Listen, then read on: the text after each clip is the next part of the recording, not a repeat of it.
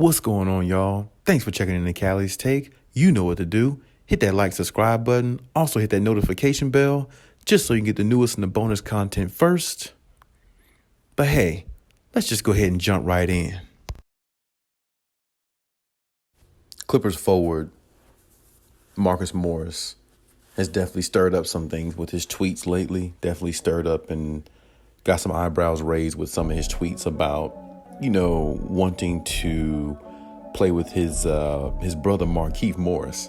And there's been, tweets and stuff before coming from Marcus Morris. I remember one he had during the season, I think earlier this past season, where he had a tweet about, going to Miami or something like that. When the rumor was out there, he liked the tweet or something like that, and there was some other tweets as well. But the thing of the thing of the matter is, the Clippers need to probably go ahead and trade Marcus Morris, because I don't feel like, with all the tweets that we're seeing from him and the subliminal messages and all these other things coming out about Marcus Morris, and it just seems like, from what I'm seeing, it's a trend going on here. It's almost like, he wants to be somewhere else.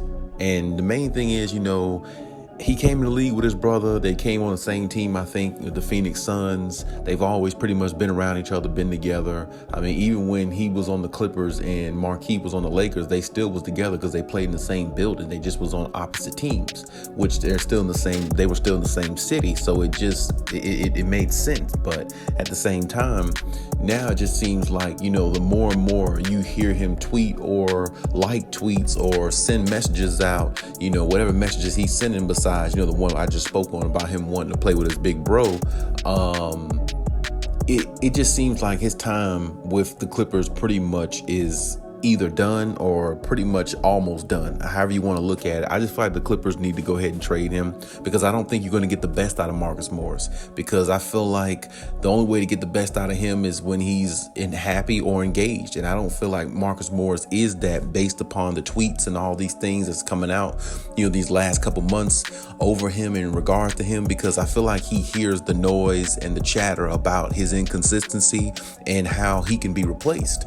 And honestly, if you ask me, as I said before in my previous videos, to me, they've already replaced him, because they got Robert Covington. Robert Covington can do everything Marcus Morris can do. I mean, Robert Covington, honestly, he can't score as good as Marcus Morris, but as inconsistent as Marcus Morris is on both ends of the floor, you wouldn't really be missing anything, because you get more consistency out of Robert Covington. Defensively, he's going to give you that every night, no doubt about it. And he can give you double-digit points, 8 to 10 points per night. That's no doubt about it. See, and that's the problem. Marcus Morris can average 17, 18 points a night because he's capable of doing that, but he's not consistent with it. I'd rather get consistency out of a guy that gives me 10 to 12 points every night with excellent to superior defense on the other end every single night as well. Consistency goes a long way, because you know what you have in a player, and you know what you can expect out of this player every night, no matter the magnitude of the game or how big or how small the situation is. That player plays to that level. He gives you some type of productivity while he's on the floor, no matter what.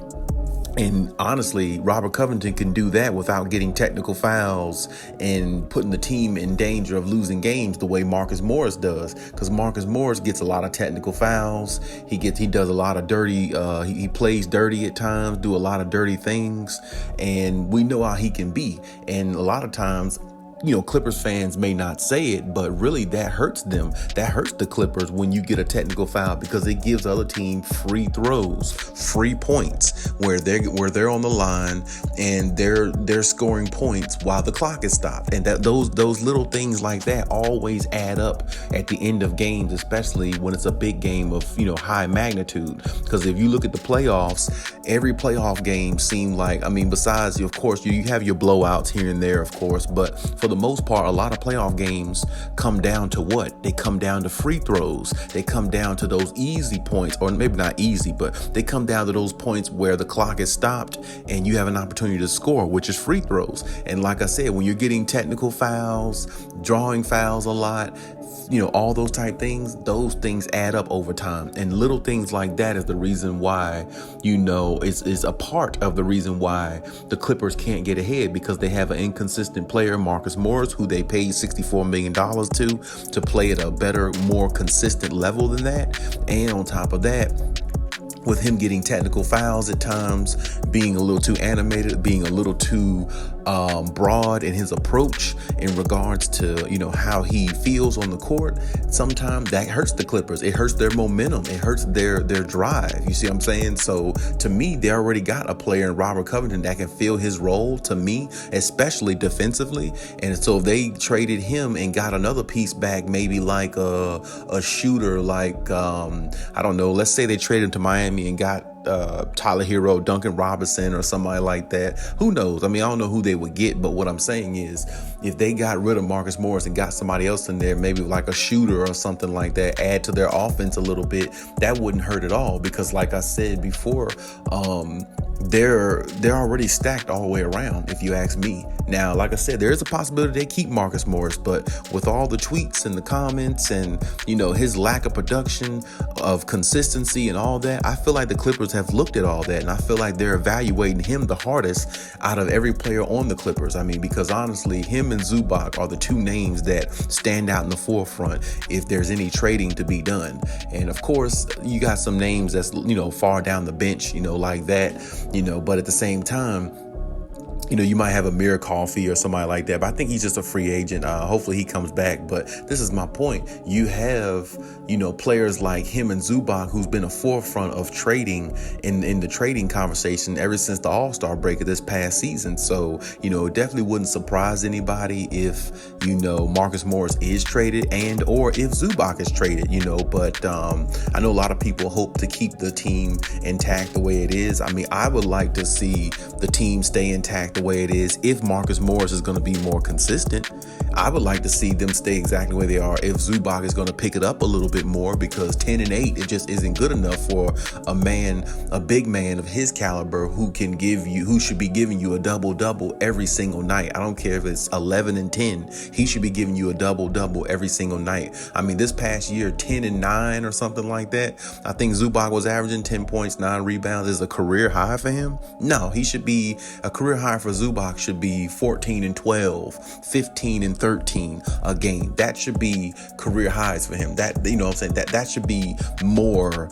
He should be able to give more production than what he's been given. Now, I know his opportunities don't come as much, but the reason why his opportunities don't come that often on the offensive end is because he doesn't move his feet and not playing to the level that Ty Lue feel like he should be playing on the defensive end and the offensive end as well. Because it's like, you can see the potential in Zubac. You've been seeing that ever since he's been in the NBA. But at the same time, potential and actually going out there doing it is two different things. So if Zubac wants to be more ingratiated in the offense, as he said, then he's going to have to ingratiate himself and be more consistent along with his buddy Marcus Morris. So it's a tough pill to swallow, but at the same time, if the Clippers have to do that, I think they're willing to bite the bullet on this situation with either player, but mainly more so Marcus Morris because of, him sounding off and some of the things that's being said, and he just doesn't sound like he's in a comfortable situation anymore. So with that being said, you have to either honor that by letting him go to Miami or wherever the case may be, get some picks back, maybe get a player from Miami like Duncan Robinson or somebody like that, or maybe even somebody else, defensively, from the Miami Heat. So if they decide to trade him there, if that's a part of where they're going to go with it, they might actually end up trading him somewhere else. Who knows? But he definitely wants to play with his big bro. He definitely wants to play with, Markieff. And I definitely understand that because they came in the league together. They're twins. They're inseparable. They really are. You see what I'm saying? It's almost like if you sign my brother up, you got to sign me up. And that's the mentality I feel like they always had ever since they entered the league, coming from Kansas, I think. So, like I said, I definitely understand understand this situation, but at the same time, the Clippers can, do without Marcus Morris. They can find somebody to replace him. Like I said, I think they already have his replacement in Robert Covington, but they can add another shooter or somebody like that if they feel like they want a little bit more offense. They can trade him and get somebody with a little bit more offense, or being able to shoot the ball, stretch the floor, the way that, he can, or his capability of doing. So they can do that as well. But I definitely think, really, just looking at the evidence and the tweets and all these things, I just feel like Marcus Morris is not comfortable where he is now. I feel like he just wants to be around his brother so much, and I can definitely respect that. And I definitely think the Clippers should look into moving him elsewhere, because if a man sounds uncomfortable in a situation, he's not going to give you his best effort. He's not going to play to his highest ability. And even when Markieff was playing for the Lakers a couple seasons ago, Marcus Morris still didn't play consistent. He still came up short in a lot of playoff games, still didn't play to the level that a lot of people thought he could, because he is a solid two-way player.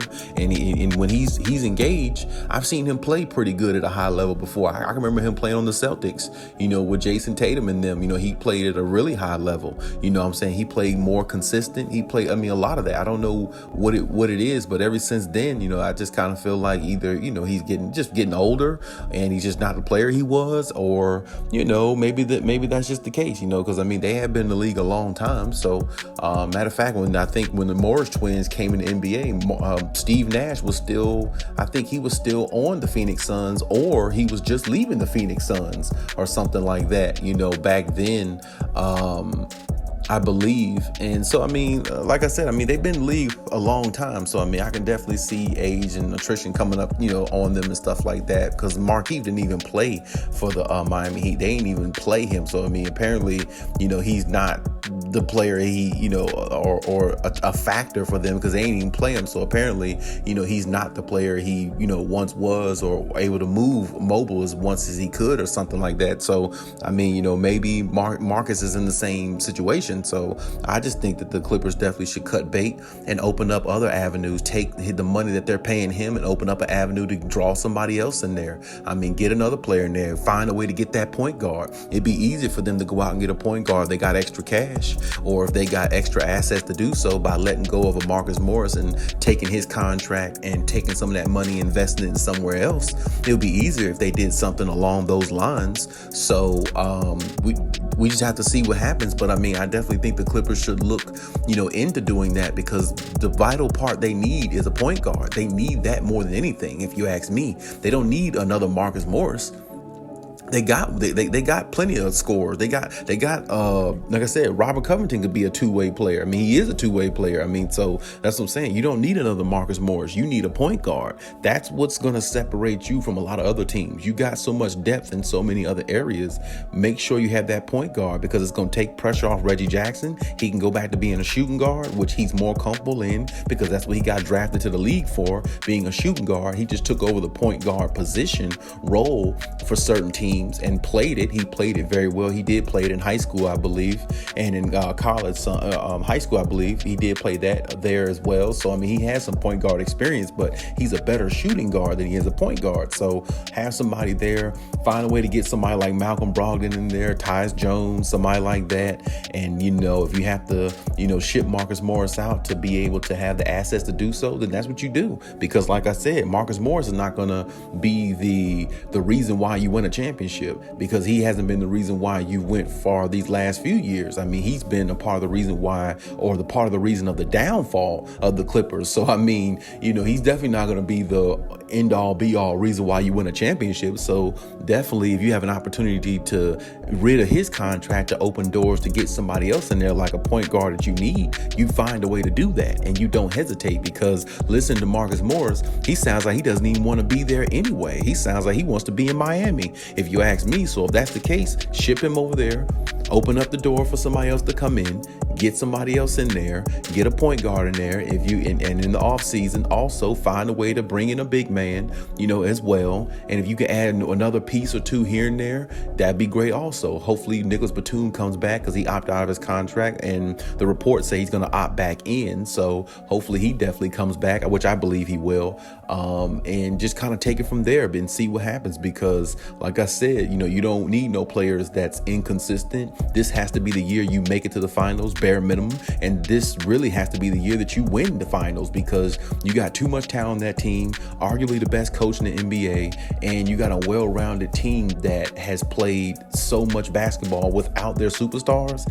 They are built for war. They are built for a championship. They are built for any type of situation that's thrown at them. So, this team can definitely win it. This team definitely has the capability, and they have some interchangeable pieces here and there, like with the Zubac and Marcus Morris thing. But other than that, like I said, you can get good value back for those players if you decide to trade them and get somebody else in there, especially with all these names floating out here now. You got Kyrie, Bradley Beal, all these other names, Brogdon, all the other point guards. So there's opportunities there. The Clippers just have to jump on it and see what comes of the situation. But hey, that's my take on everything. Leave any comments in the comment section. Check out my other videos if you haven't. And hey, Khaliis out.